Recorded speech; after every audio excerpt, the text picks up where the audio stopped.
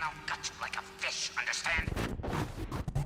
What is up, everyone? My name is IAnthonyD. Welcome back to the channel. We have some more Texas Chain Saw Massacre, the game news to go over. Over the following weeks, they have been dropping the family player cards, giving us all their stats and a little bit of the backstory behind them. And then now, as of today, we have the community hub post going over each attribute and power that the family has. So in today's video, we're diving into the family, all things family. We're gonna figure out who these people are and what they can do. So the family is broken down into three main attributes: just how savage they are, their harvesting ability, and their overall endurance. This attribute directly affects the amount of damage you deal with melee hits, but should not be seen as simple strength.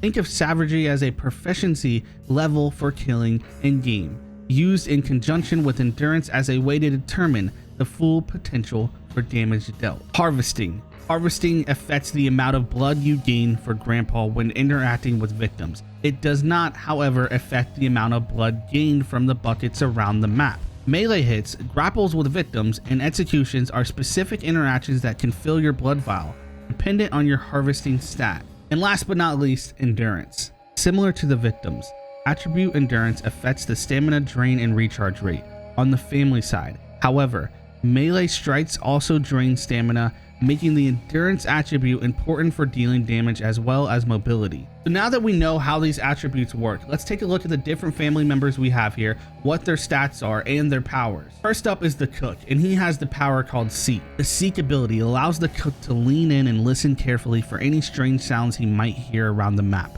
If a sound is detected, he can focus in on it, revealing the location of the victim unfortunate enough to be making the most noise. Which brings us to Sissy, another one of the new original characters for the game. Sissy's power is called Bane. Sissy picked up some unique skills in her travels, like her Bane ability.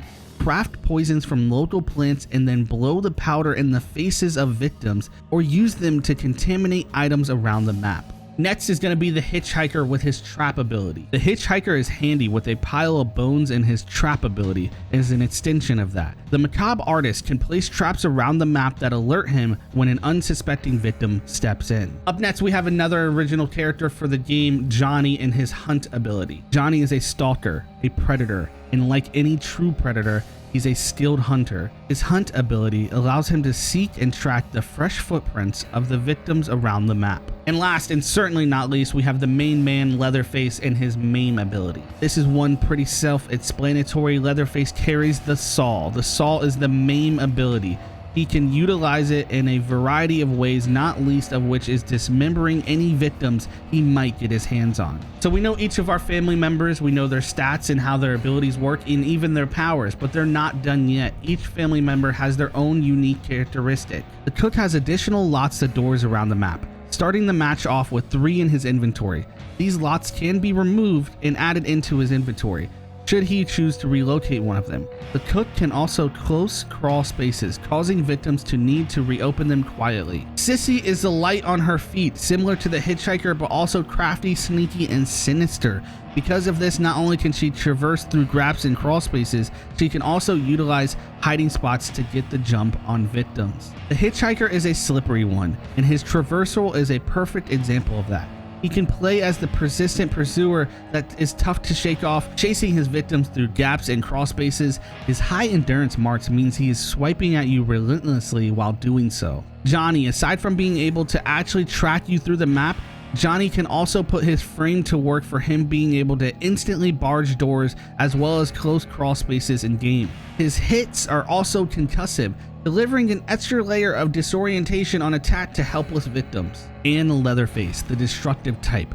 Leatherface can destroy crawl spaces, barricades, and doors. Barricades being one of the few items that can give victims a bit of separation from the more nimble family members like Sissy and the Hitchhiker. This destructive option changes the route's presence in the map each match. There you have it, everyone. Our family is looking stacked, if I do say so myself. Some of my favorites is obviously going to be Leatherface and Johnny as well. I think Sissy's abilities are really interesting, and I can't wait to play her. Let me know what you guys think down below of the family. Which power do they have that you think is the most interesting, and which one are you going to play? Let's talk about it in the comments down below. Slash that like button if you enjoyed this video. And if you like what I do here and you want to support, join Slasher Game for as low as $1 a month. Don't forget to subscribe with notifications set to all so you don't miss out on more horror gaming videos like this one. Until then, don't do drugs, don't have sex. No, yeah, don't die.